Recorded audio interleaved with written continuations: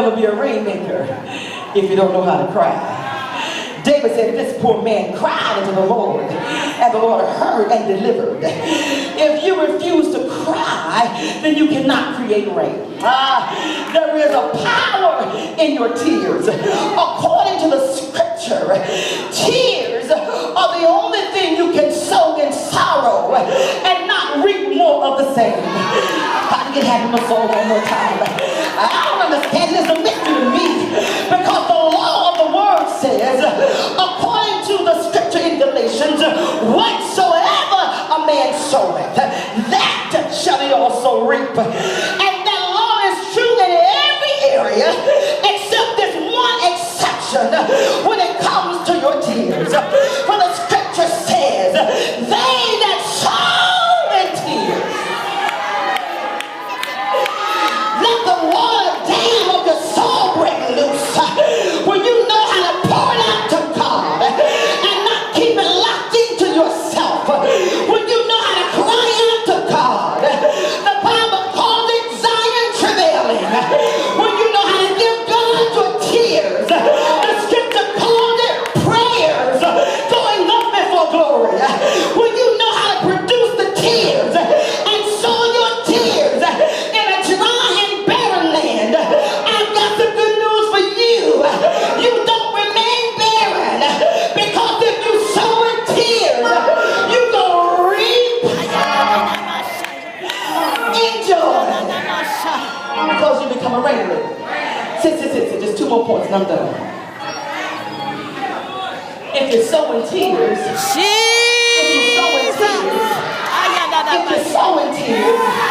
you're gonna reap in joy. One more time, because there ain't nothing wrong with crying. I know that we've got a bad rap, especially we women, for being emotional and expressive. But I've come to talk to my little sister, daughter, junior mother in Zion. No matter how the journey appears to be, you have to encounter dry seasons, but you don't have to wait until God ordains a season of shower of blessing to transform your dry season. If you know to travail, if you know how to give in your tears, you will never have to encounter another dry season again. Into each one of your sanctuaries, no matter how dry it may be right now, if you give God your tears on the altar, breaking up the fallow ground of your soul, releasing the wellspring. See, something happens when you go to God like that. I just need one witness, just one. Her name is Hannah. Come on. Hannah made some rain now. Yes. Y'all sit, don't make me nervous. He had a lot of money. 2 wives. His first wife of importance was Hannah. The second was Penina. The Bible says that Penina and Elkanah had many sons, but Hannah had none. And every year, she took this journey up to Jerusalem. Every year. Time of sacrifice, she had to go.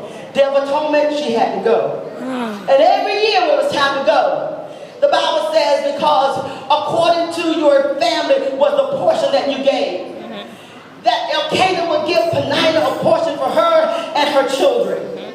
But the scripture says he gave Hannah a more worthy portion. He gave her more, even though she didn't have more children. And so somewhere in his mind he thought, if I bless you with more stuff, you ought to be happy.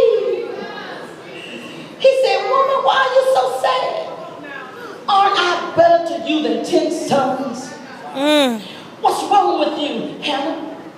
Every time I turn around, it's time to go to the temple to make an annual sacrifice. You get the blues. But the Bible says, because every time of year, Penina would aggravate Hannah more. It wasn't enough that she was aggravating her prior to. But when it was time to go up to the temple, she got excited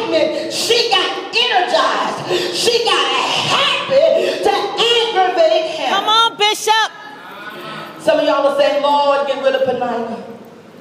Some of you have been praying, God, kill Penina. Lord, this thing is a person, Lord, that's aggravating me, vexing my soul. I want you to deal with it. Since somebody saying, release my Peter to deal with my Penina. Oh, God.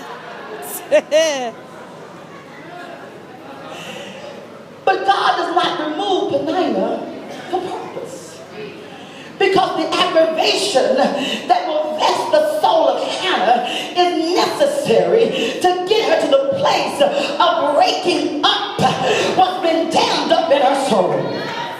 Ooh. I know it doesn't sound right. I don't understand why it's that way. But the Bible tells us that if we're going to conceive and produce, women in particular, in sorrow we shall conceive.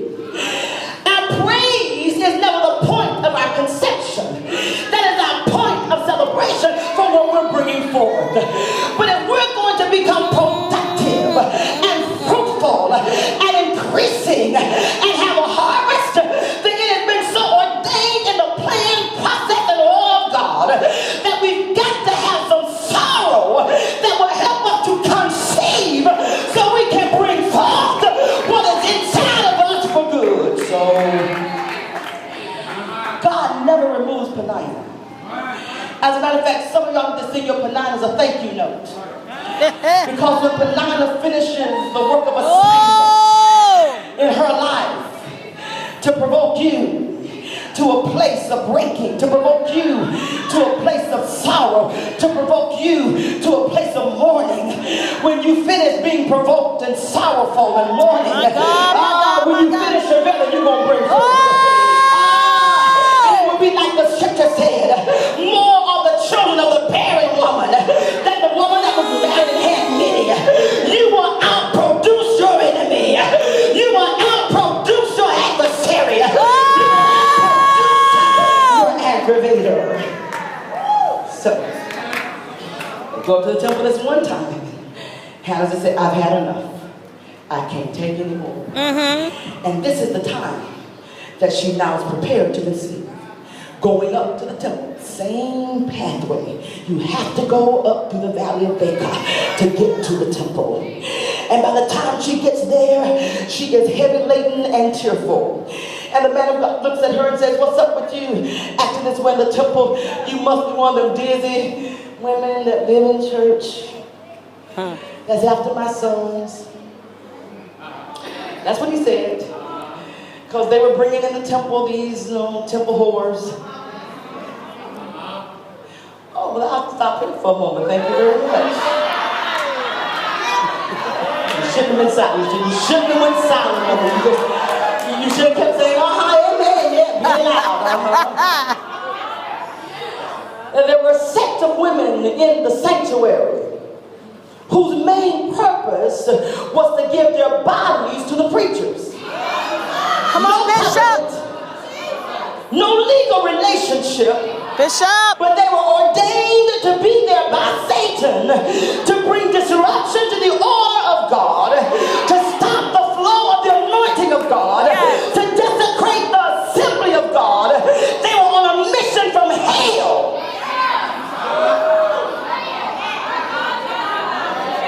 And God helped poor Eli, because his sons were just all caught up in that. All caught up in that. And that's one of the dangers. And hear me when I tell you that those of us who are in the sanctuary, in the temple, coming to participate in the worship experience, we've got to be aware that the enemy is shrewd. And that spirit that worked in that day is still working. It's still working. Come on now. Somebody ought to make up in your mind. Number one, I will not be one of those silly women. Well, thank you, Holy Ghost. You want to have more care about yourself, Bishop May, than just to be a booty call. I mean, the only time your number rings is when he wants something from you that he can get from almost anybody. As a matter of fact, the truth is, when you don't answer, he's going to call somebody else. You're right. Because it's not about relationship. It's about sexual sexual pleasure. And I'm going to say it like this too. You know, when the enemy was ready to bring Israel down to his knees, nobody could curse Israel. I'm in Numbers. Because whom God has blessed, no man can curse. So the enemy couldn't hire a prophet to curse them. But the prophet said, leave them alone. There's some Moabitish women. Yes. You know, women of Moab. Those are you and me. Women of color. Not those Caucasoid women. Straight, flat, and that. The Moabitish women, full-figured, round and luscious lips. Hips that sway with the rhythm of seduction. Without even trying, just being. Wonderful color palette. Assorted, if you will. And see, the men of Hebrew, they only saw two kind of women. The ones they grew up with, and the Egyptian women. They knew they better not mess with them Egyptian women. And out in the wilderness, they said, well, all we got that's familiar to us is these that grew up around us. So when those Moabitish women came around them, oh my, pitter-pat, heart goes to beating, sweat starts to falling, brothers go to get anxious, some start to moving, and they try to make a pass. Come on, let's get together.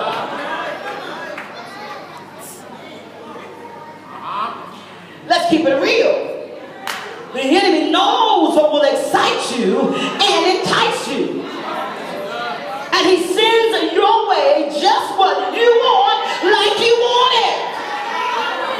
I don't call the devil dumb. In some things he is lacking intelligence, but in other arenas when it comes to you and what you like, Right. he's got it down pat. Yes. Down pat. So those Moabitish women stole the hearts and the passion of those Hebrew men. And before you know it, they were serving our God. Because there is a divine connection, a spiritual connection between idolatry, passion is passion, and sexual intercourse. Fornication, adultery, idolatry. Notice the article of scripture